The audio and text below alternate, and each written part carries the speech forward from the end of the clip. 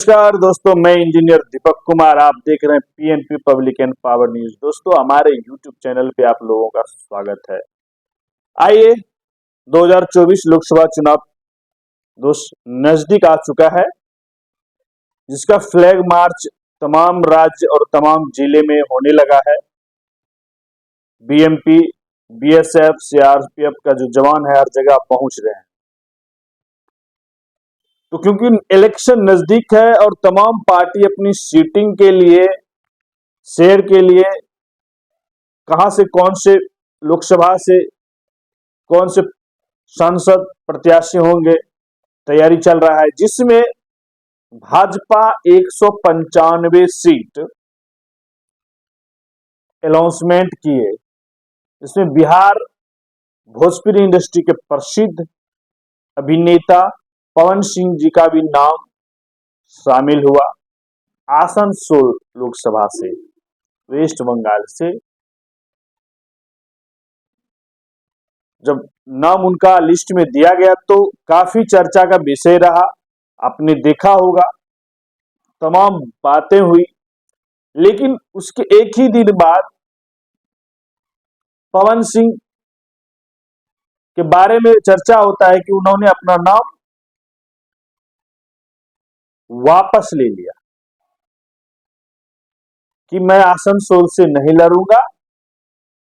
कुछ अलग तरीके से टर्म एंड कंडीशन जो भी है बताने लगे। लेकिन अंदरूनी खबर यह है दोस्त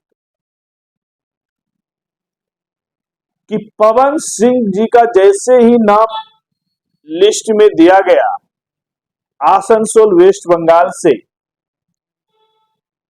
कि कांग्रेस वेस्ट बंगाल के जितने भी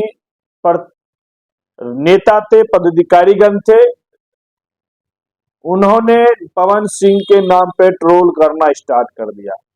क्योंकि पवन सिंह के कुछ दिन पहले ही बंगलिया एक गाना था जो काफी अश्लील गाना है, इस पे ट्रोल होना स्टार्ट हो गया और पवन सिंह को भाजपा के शीर्ष नेता ने मजबूर किया कि आप अपना नाम वापस लीजिए और मीडिया में बोल दीजिए। लेकिन जो गोदी मीडिया है उन्होंने चलाने का ये काम किया कि पवन सिंह खुद ही लड़ना नहीं चाह रहे। लेकिन ये खबर है कि भाजपा के जो शीर्ष नेता है उन्होंने, लेकिन एक बड़ी बात है कि किस तरह का रिसर्च भाजपा ने किया कि बिना रिसर्च के पवन सिंह को टिकट दिया गया। तो एक ये, लेकिन नेशनल न्यूज पे इसको एक बड़ा मुद्दा नहीं बनाया गया, इसे नहीं चलाया गया। सिर्फ लालू जी का, मोदी जी पे जो परिवारवाद का जो पारिवारिक बातें टिप्पणी जो रहा, जो कि हकीकत है, कोई गलत नहीं बोले, और जिस तरह से उन्होंने हिंदू पे किया उसको लेकर चैनल पे चलाया गया। उसी तरह वेस्ट बंगाल के नेता उपेंद्र रावत जी, वो भी नाम अपना वापस किए, क्योंकि उनका भी एक वीडियो वायरल हो रहा है जो कांग्रेस ने उठाने का काम किया। तो उनका ये कहना है कि एआई का यूज करके मुझे बदनाम करने का कोशिश कर रहा है विपक्ष के नेता का।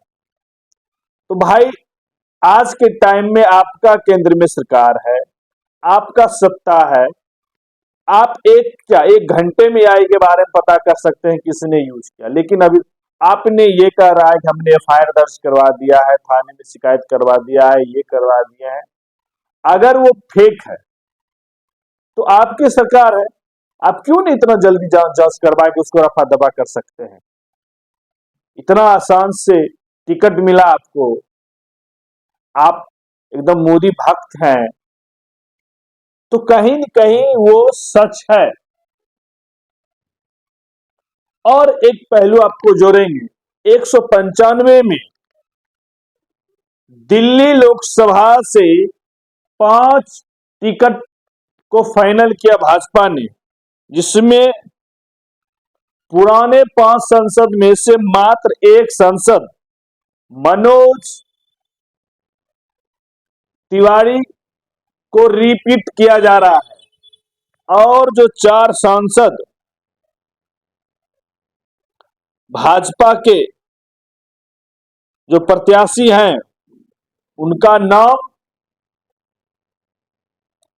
उनका टिकट काटा गया और उनके नए उम्मीदवार को टिकट दिया जा रहा और वो 4 उम्मीदवारों ने राजनीतिक संन्यास ले लिया, लेकिन गोदी मीडिया ने इसे चलाने का काम बड़ा मुद्दा नहीं। अगर यही विपक्ष में होता तो इसको एक नेशनलाइज न्यूज बनाता, जिसमें डॉक्टर हर्षवर्धन जो पूर्व में मोदी जी के सरकार में स्वास्थ्य मंत्री रह चुके हैं, उनका नाम चांदनी चौक दिल्ली लोकसभा से आते हैं, नाम काटा गया। व्यापारी है एक नेता प्रवीण खंडेलवाल को प्रत्याशी घोषित किया गया और दूसरा नाम है पश्चिमी दिल्ली से वो प्रत्याशी रहे थे प्रवेश वर्मा जी का टिकट काटा गया। वो भाजपा के सांसद थे, उनके जगह कमलजीत सहरावत को दिया गया पश्चिमी दिल्ली से। वो भाजपा में वर्तमान दिल्ली के प्रदेश भाजपा में महामंत्री है, नजफगढ़ क्षेत्र के रहने वाले। और तीसरे उधर दक्षिणी दिल्ली से रमेश बिधूरी का टिकट काटकर दिल्ली विधानसभा नेता प्रतिपक्ष विधानसभा दिल्ली का जो विधानसभा है उनके नेता प्रतिपक्ष है रामवीर सिंह बिधूरी, उनको टिकट दिया गया है रमेश बिधूरी के जगह पे। और देखिए परिवारवाद कैसे पूर्व मंत्री सांसद उत्तरी पश्चिमी से घोषित किया गया है और मंत्री केंद्र सरकार में मंत्री मीनाक्षी लेखी का नई दिल्ली से टिकट, नई दिल्ली से मीनाक्षी जो अभी वर्तमान में मंत्री है उनका टिकट काटकर पूर्व मंत्री स्वर्गीय सुषमा स्वराज की बेटी बंसुरी स्वराज को दिया गया। बंसुरी अभी दिल्ली भाजपा में मंत्री है, दिल्ली भाजपा में अभी वो मंत्री है, उनका टिकट मीनाक्षी जी का टिकट काट के स्वर्गीय सुषमा स्वराज जी की बेटी बंसुरी स्वराज जी को टिकट दिया गया नई दिल्ली से। और उत्तरी पश्चिमी दिल्ली सीट से उम्मीदवार ऐलान नहीं है, वो छठा सीट जो है वहां से पूर्व दिल्ली से सांसद गौतम गंभीर ने आज उनका भी टिकट गया, उन्होंने राजनीतिक संन्यास लिया। तो राजनीतिक संन्यास लेने में है गौतम गंभीर, डॉक्टर हर्षवर्धन जी, रमेश बिधूरी जी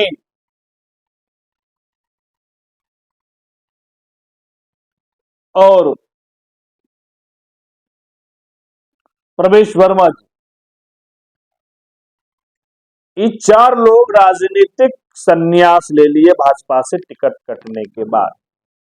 तो ये लेकिन इसको एक नेशनल न्यूज नहीं बनाया मीडिया, जिसे आप लोग गोदी मीडिया कहते हैं।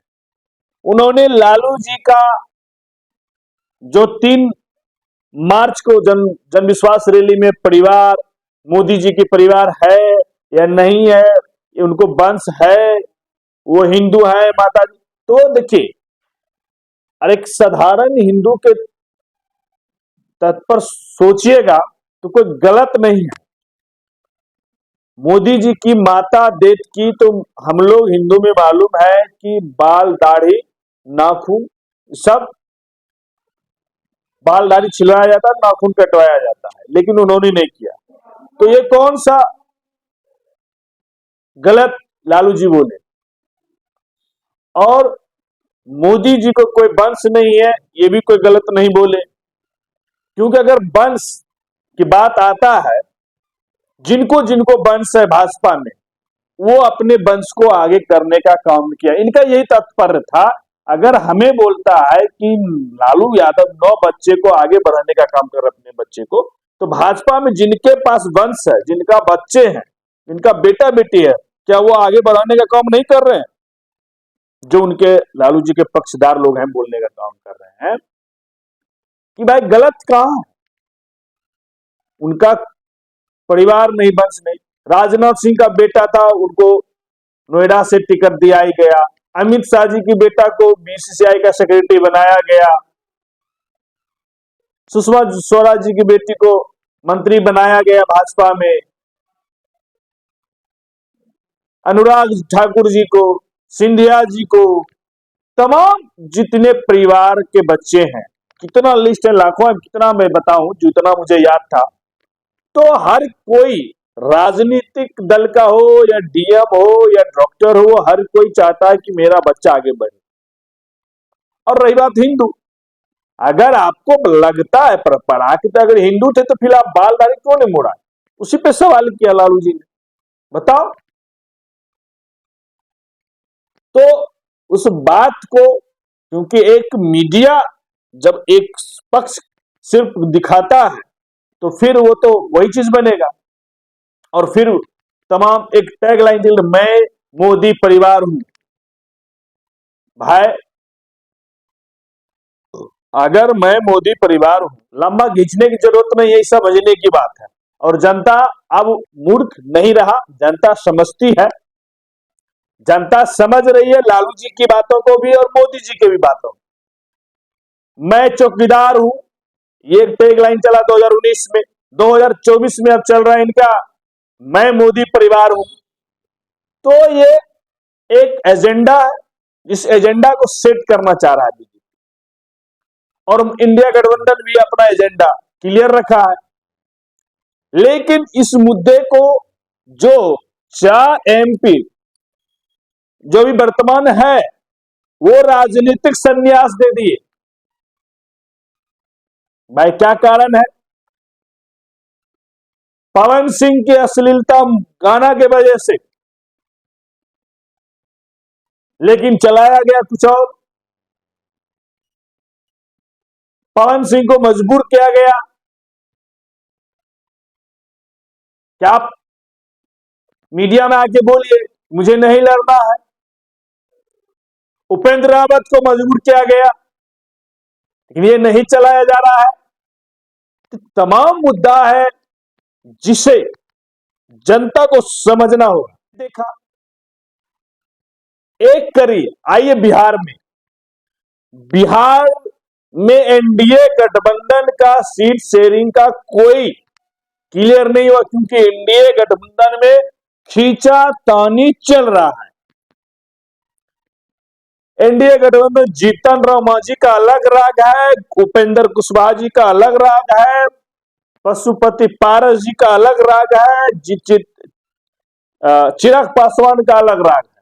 और यह भी चल रहा है, सुर्खियों में खबर है कि चिराग पासवान हो सकता है कि इंडी गठबंधन में शामिल हो सकता है, क्योंकि बताया जा रहा है कि तेजस्वी यादव जी से उनके संपर्क चल रहा है।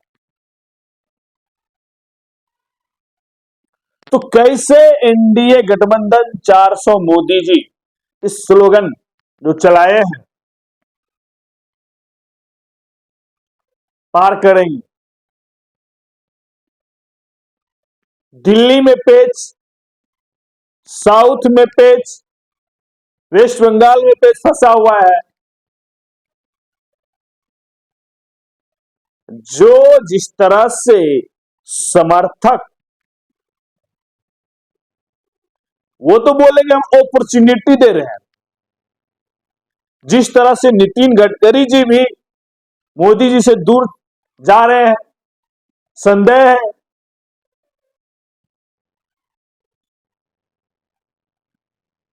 तो ये एक बड़ी मुद्दा है, जिस मुद्दे को दबाया गया। पवन सिंह मुद्दे को अलग ट्रैक से दिखाया गया, उपेंद्र रावत जी को, गौतम गंभीर, डॉक्टर हर्षवर्धन, मीनाक्षी, प्रवेश वर्मा जी, रमेश भिदोरिया जी, इस मुद्दे को डाउन किया गया। समझिए क्या प्रॉब्लम है। तो मोदी जी बिहार एनडीए में पेच उनका फंसा हुआ है और वो बहवाई लुटवा रहे हैं नेशनल न्यूज पे। इस बात को समझना पड़ेगा कि उनके गढ़ में ही प्रॉब्लम चल रहा है। मोदी मीडिया की उपेंद्र रावत जी कह रहे हैं हम एफआईआर कर देख रहे हैं पीएन पब्लिक पावर न्यूज। दोस्तों इस फेसबुक पेज पे देख रहे हैं तो लाइक करिए, फॉलो करिए, कमेंट करिए। अगर यूट्यूब चैनल पे देख रहे हैं तो सब्सक्राइब जरूर करिए, बेल आइकन को जरूर टच करिए, जो भी वीडियो नोटिफिकेशन जाएगा।